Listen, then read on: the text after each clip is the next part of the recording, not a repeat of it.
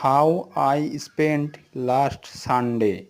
Last Sunday, I went for a walking very early in the morning. I returned home at 6 a.m. and bath.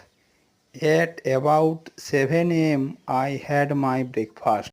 I then went to our garden. Gardening is my hobby. I stayed there up to 10 and then played chess with my uncle in my room. After lunch at 1 p.m., I read a book for an hour and then I had a nap. At about 4 p.m., I went to the nearby pond and had a nice swim. Returning home at 6 p.m., I had evening tea and enjoyed some TV programs. After supper at 10, I went to bed